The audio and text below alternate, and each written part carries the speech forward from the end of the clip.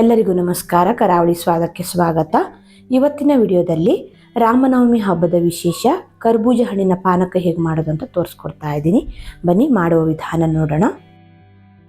ಮೊದಲಿಗೆ ಪಾನಕ ಮಾಡಲಿಕ್ಕೆ ಬೆಲ್ಲನ ಕರಗಿಸ್ಕೊಳ್ತಾ ಇದ್ದೀನಿ. ನಾನೊಂದು ಚಿಕ್ಕ ಕಪ್ಪಲ್ಲಿ ಒಂದು ಅರ್ಧ ಕಪ್ ಆಗುವಷ್ಟು ಬೆಲ್ಲನ ಒಂದು ಪಾತ್ರೆಗೆ ಅಥವಾ ಬೌಲಿಗೆ ಹಾಕಿ ಅದಕ್ಕೆ ಒಂದು ಗ್ಲಾಸ್ ಆಗುವಷ್ಟು ನೀರು ಹಾಕ್ಕೊಂಡು ಬೆಲ್ಲನ ಕರಗಿಸ್ಕೊಳ್ತಾ ಇದ್ದೀನಿ. ಬೆಲ್ಲನ ಕುದಿಸೋದು ಬೇಡ, ಜಸ್ಟ್ ಬೆಲ್ಲ ಕರಗಿದ್ರೆ ಸಾಕು.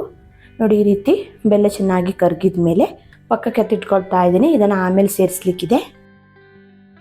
ನಂತರ ಒಂದು ಕರ್ಬೂಜ ಹಣ್ಣನ್ನು ತಗೊಂಡು ನೋಡಿ ಈ ರೀತಿ ಮಧ್ಯಭಾಗದಲ್ಲಿ ಕಟ್ ಮಾಡಿ ನೀಟಾಗಿ ಕರ್ಬೂಜ ಹಣ್ಣಿನಲ್ಲಿರೋ ಬೀಜನೆಲ್ಲ ತೆಕ್ಕೊಳ್ಬೇಕು. ನೋಡಿ, ಈ ರೀತಿ ಒಂದು ಚಮಚದ ಸಹಾಯದಿಂದ ಬೀಜನೆಲ್ಲ ತೆಕ್ಕೊಳ್ತಾ ಇದ್ದೀನಿ.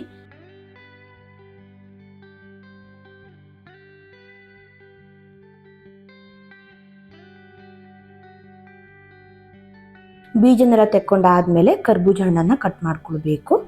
ಚಾಕುವಿನ ಸಹಾಯದಿಂದ ನೋಡಿ ಈ ರೀತಿ ಚಿಕ್ಕ ಚಿಕ್ಕ ಪೀಸ್ಗಳಾಗಿ ಕಟ್ ಮಾಡ್ಕೊಳ್ತಾ ಇದ್ದೀನಿ.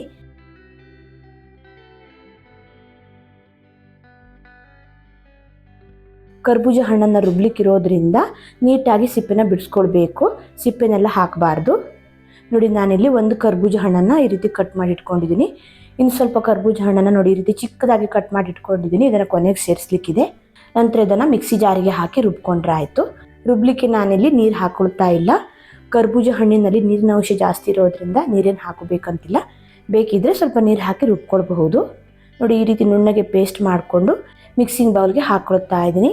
ಜೊತೆಗೆ ಒಂದು 1/4 ಚಮಚ ಆಗುವಷ್ಟು ಪೆಪ್ಪರ್ ಪುಡಿ, 1/4 ಚಮಚ ಆಗುವಷ್ಟು ಒಣಶುಂಠಿ ಪುಡಿ, 1/4 ಚಮಚ ಆಗುವಷ್ಟು ಏಲಕ್ಕಿ ಪುಡಿ, ಹಾಗೆ ಒಂದು 1/4 ಚಮಚ ಆಗುವಷ್ಟು ಉಪ್ಪು ಹಾಕ್ಕೊಂಡು ನಂತರ ಬೆಲ್ಲದ ನೀರನ್ನು ಸೋಸಿ ಹಾಕ್ಕೊಳ್ತಾ ಇದ್ದೀನಿ. ಬೆಲ್ಲದಲ್ಲಿ ಕಸ ಹಾಗೆ ಚಿಕ್ಕ ಚಿಕ್ಕ ಕಲ್ಲುಗಳಿರುತ್ತೆ, ಸೋಸಿ ಹಾಕಿದರೆ ಒಳ್ಳೆಯದು.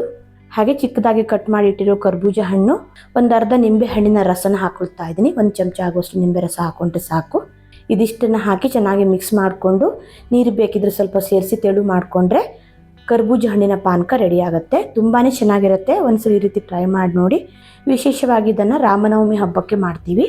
ರಾಮನವಮಿ ಹಬ್ಬಕ್ಕೆ ಮಾಡ್ಕೋಬೇಕಂತಿಲ್ಲ, ನಿಮ್ಗೆ ಯಾವಾಗ ಬೇಕೋ ಆವಾಗ ಈಸಿಯಾಗಿ ಮಾಡ್ಕೊಂಡು ಕುಡಿಬಹುದು. ತುಂಬಾ ಚೆನ್ನಾಗಿರುತ್ತೆ. ನೋಡಿದ್ರಲ್ವಾ, ತುಂಬಾ ಸುಲಭದಲ್ಲಿ ಕರ್ಬೂಜ ಹಣ್ಣಿನ ಪಾನಕ ಹೇಗೆ ಮಾಡೋದು ಅಂತ. ವಿಡಿಯೋ ಇಷ್ಟ ಆದರೆ ಲೈಕ್, ಶೇರ್, ಕಮೆಂಟ್ ಮಾಡೋದನ್ನು ಮರಿಬೇಡಿ. ಮತ್ತೆ ಸಿಗ್ತೀನಿ ಹೊಸ ವಿಡಿಯೋ ಒಂದಿಗೆ. ಧನ್ಯವಾದಗಳು.